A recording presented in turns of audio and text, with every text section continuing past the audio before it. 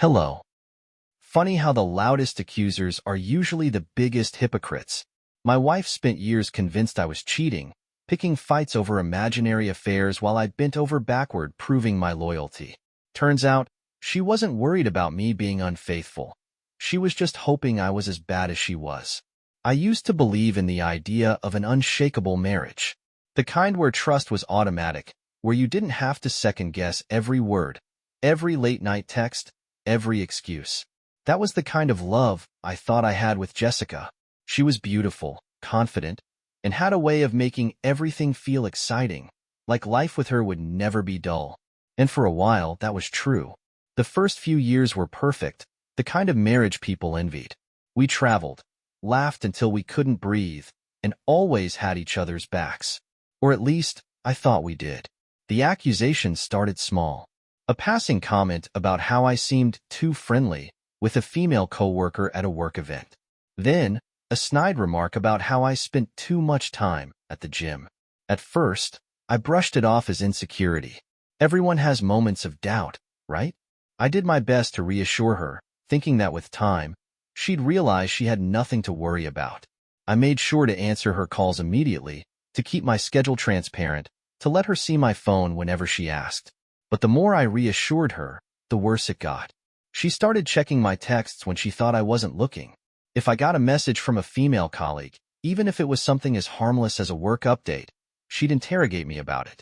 She started timing how long it took me to get home from work, comparing my usual commute time to any delays, always assuming the worst. If I went out with friends, she wanted proof of who was there, where we were, and how long I stayed. At first, I thought she was just insecure from something in her past. Maybe an ex had cheated on her. Maybe she had trust issues she never worked through. So, I kept trying to be understanding. But no matter how much I reassured her, no matter how much I sacrificed to make her feel secure, it was never enough. Then, things escalated. She started going through my emails, my call logs, even my work calendar. If I left the room while on a call, she'd question who I was talking to. If I took longer than usual at the grocery store, she'd demand to know why. She even started showing up at my office unannounced, as if she was waiting to catch me in some grand affair that didn't exist. And yet, through all of this, I never cheated. Not once. Not even close. But Jessica didn't just believe I was unfaithful. She wanted me to be. She wanted to be right. She wanted an excuse to rage, to cry, to play the victim. And that's when I started to wonder, why was she so obsessed with the idea of me cheating? Then, I noticed a change in her. The woman who used to demand my every move now seemed distracted. Her phone, once a weapon she used against me, was suddenly glued to her hand. But this time, she wasn't showing me what was on it. She started going out more, claiming she needed space to clear her head from all the stress I had supposedly caused her. She would come home late, exhausted, claiming she had been out with friends, but never mentioning names. And the biggest red flag? She stopped interrogating me. At first, I thought she had finally come to her senses. That maybe, after years of making me prove my innocence, she had realized I was never guilty in the first place. But something about it didn't sit right. It wasn't relief. It wasn't trust. It was indifference. She no longer cared where I was, who I was with, or how long I was gone. The accusations had disappeared overnight, as if the part of her that had been obsessed with my every move no longer needed to keep up the act. And that's when it hit me. She wasn't worried about me anymore, because she had found someone else. It was almost laughable how obvious it was in hindsight. The paranoia, the endless fights, the constant suspicion. It wasn't about me. It was about her. She was projecting, using her guilt to create problems that never existed, so she wouldn't have to face the truth about herself. The realization made my stomach turn. The years I had spent proving my loyalty, the countless arguments, the nights I lay awake wondering what I had done wrong. It was all for nothing. She had been playing the long con, making me feel like the unfaithful one while she did whatever she wanted behind my back. I could have confronted her then. I could have demanded answers, thrown her own tactics back in her face. But I didn't. Because now, I was done playing her game. I wasn't going to accuse her the way she had accused me. I wasn't going to beg for honesty the way she had forced me to. No, I was going to find out the truth myself, and when I did, she wouldn't see it coming. I didn't change anything right away. If Jessica had spent all these years convinced I was too stupid to see through her games, I wasn't about to prove her wrong just yet. She thought she had fooled me. That was her first mistake. The second was assuming I would never find out. The moment I realized she had stopped accusing me because she had found someone else, my entire perspective shifted. The constant surveillance, the fights, the way she had picked apart every moment of my life. It had never been about me. It had been about her. She was the guilty one, and instead of owning up to it, she had made me feel like I was the problem, and I had fallen for it. For years. But that was over now. I started paying closer attention to the little things. Things I had ignored before because I had been too busy defending myself. The way she was suddenly too tired to spend time together. The way she had become strangely possessive over her phone. The way she had started dressing up again. Not for me, but for someone else. The first real clue came when she left her laptop open.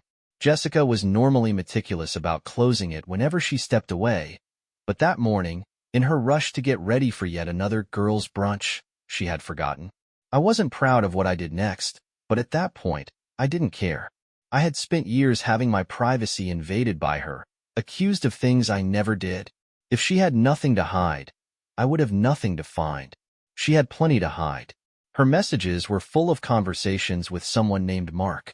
The texts were careful, vague, but not careful enough. There were just enough details to tell me everything I needed to know.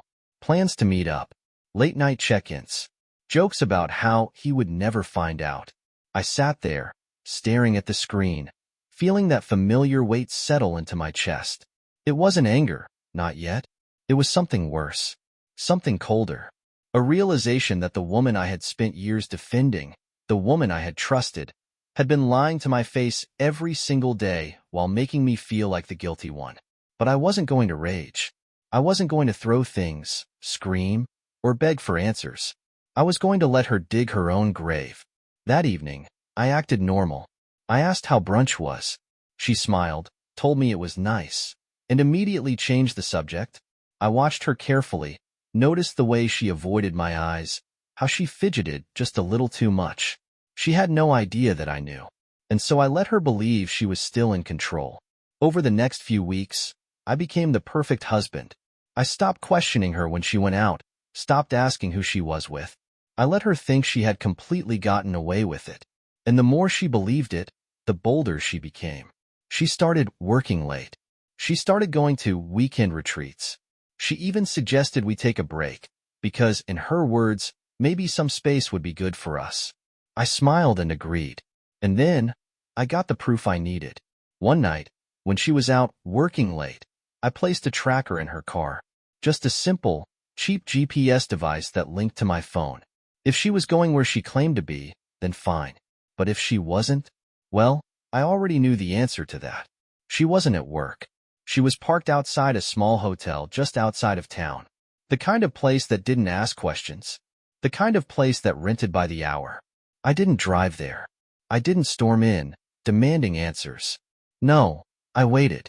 I waited until she came home, slipping into bed next to me like nothing had happened. I waited as she kissed me on the cheek the next morning, smiling like the devoted wife she pretended to be. And then I started making my own plans. I wasn't going to yell. I wasn't going to argue. I was going to end this on my terms. And Jessica? She was about to learn what it felt like to be blindsided. Jessica had no idea I knew. She went about her days with the confidence of someone who believed she had everything under control. She still kissed me on the cheek before leaving for her so-called girls' nights, still made small talk over dinner like nothing had changed. But I saw it now, the way she was only half present, her mind always somewhere else, somewhere that had nothing to do with me. It was almost impressive how easily she lied, how effortlessly she carried on with her double life. But now, I wasn't blinded by love. Now, I was paying attention. And once you start seeing the cracks, you realize they were there all along. She had become bolder, more careless. Maybe it was because I had stopped asking questions. I had stopped pressing her about where she was going, stopped looking at her with suspicion. She must have thought she had finally broken me down, that I had accepted her excuses. But in reality, I was just watching, waiting, letting her believe she was safe. I didn't want a confrontation based on suspicion. I wanted undeniable, irrefutable proof. Proof that she couldn't talk her way out of. Proof that would make it impossible for her to twist this around, to make me the bad guy like she had done so many times before. So, I started setting my trap. The first step was securing my finances. Jessica had never been overly interested in money, at least, not in a way that made it obvious. But I knew she had expectations. She assumed that if things ever fell apart, she'd be entitled to half of everything. That she'd walk away with the house, the savings, the life we had built together. She was wrong. I started moving things carefully, quietly. Small transfers, reallocation of funds, shifting investments into my name alone. I spoke with an attorney, making sure that by the time I made my move, she wouldn't be able to take a dime. She had spent so much time focusing on me, on controlling my movements, that she never thought to keep an eye on what I was doing. Then came the second step, gathering proof.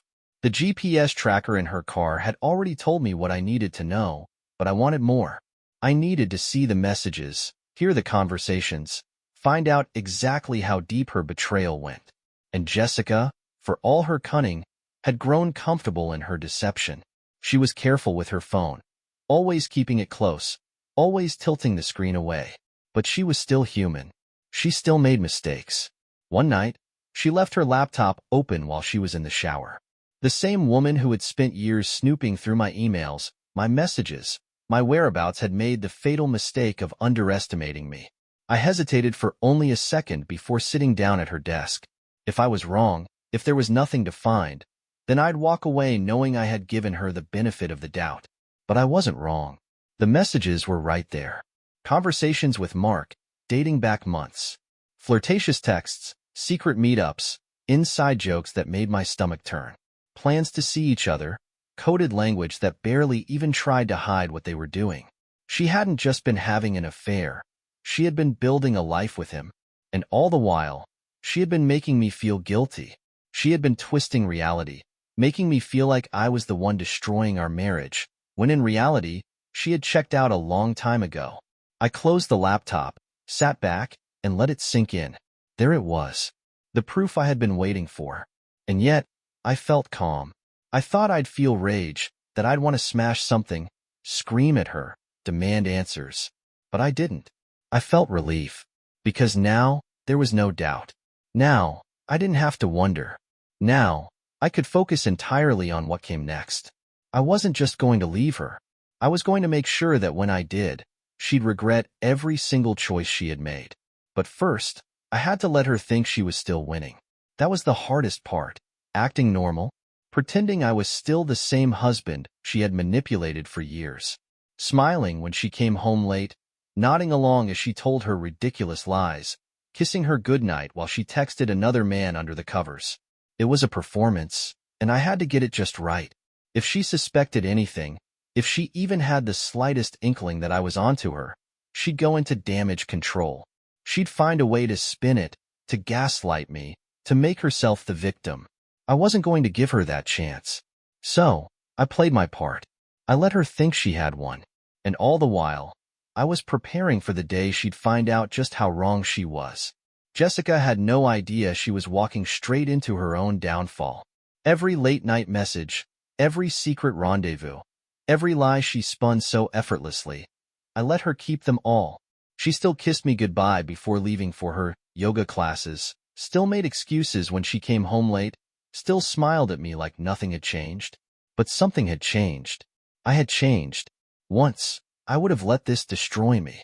I would have let the weight of her betrayal crush me, would have spent sleepless nights agonizing over every detail, wondering what I did wrong. But now, I wasn't tormented by questions. I had all the answers. I had all the proof.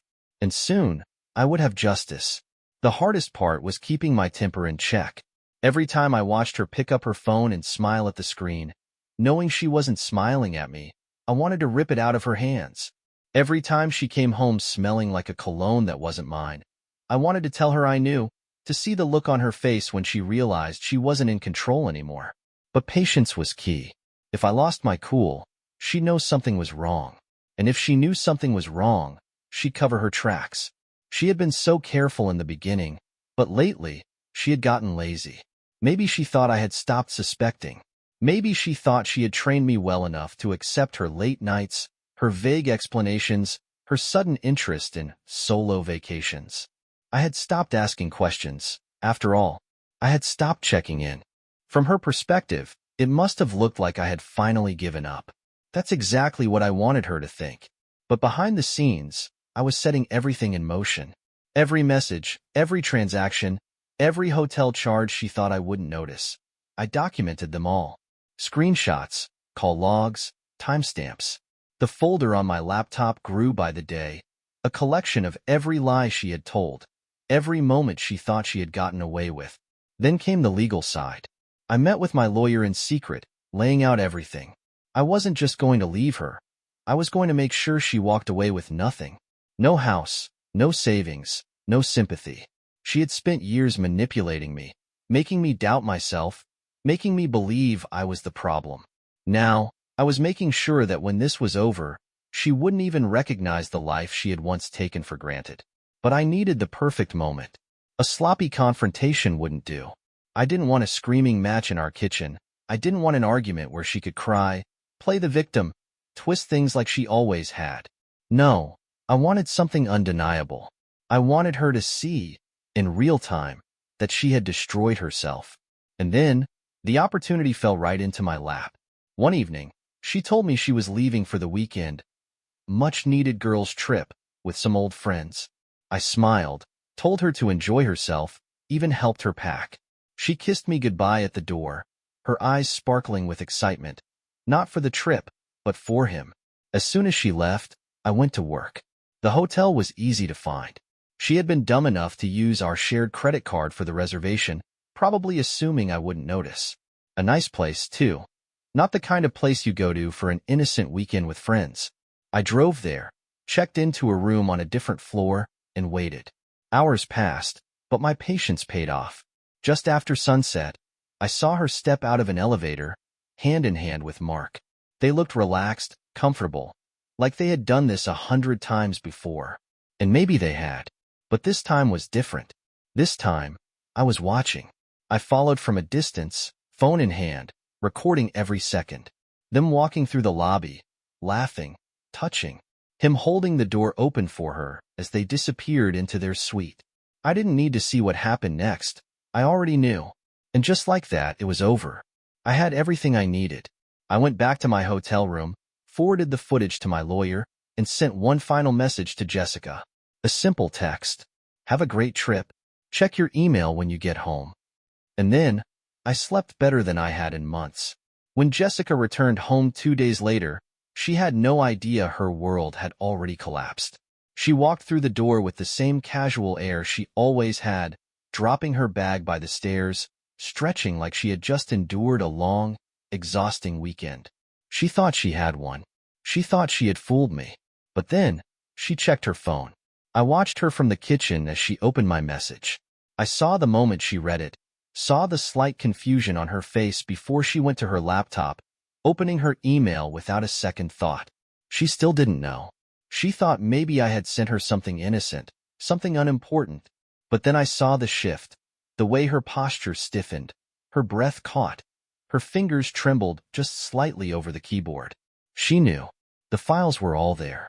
The videos, the screenshots, the messages she had sent while sitting next to me on the couch, smiling at me like I was nothing more than an obstacle in her way. I had made sure it was all organized, impossible to misinterpret. A timeline of her betrayal, neatly laid out for her to see. And then, there was the final attachment, the divorce papers, already filed. She turned to me, her face a mess of emotions, shock, fear, and then, unbelievably, anger. She was mad. At me.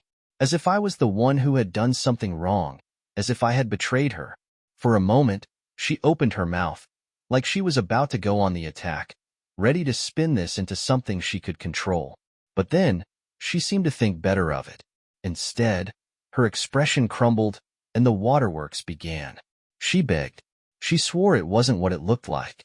She told me I had misunderstood, that she had been lost, that she had been struggling. She blamed stress, blamed our routine, blamed me for not paying enough attention to her. She cried like a woman who was truly sorry, who had been caught up in something she regretted. But I didn't believe her, because Jessica wasn't crying for me. She was crying for herself, for the life she had just realized she was losing, for the house that would no longer be hers, for the money she wouldn't be able to take with her, for the security she had assumed would always be there, no matter how many times she spat on it. She had spent years convincing me that I was the problem, that I was the one ruining our marriage. But now, as she stood there, shaking, pleading, trying to rewrite the story one last time, she finally understood. The problem had never been me, and she had just lost everything. I didn't say a word. I didn't yell, didn't ask why, didn't demand explanations I already knew were lies. I simply turned away, walked up the stairs, and left her standing there.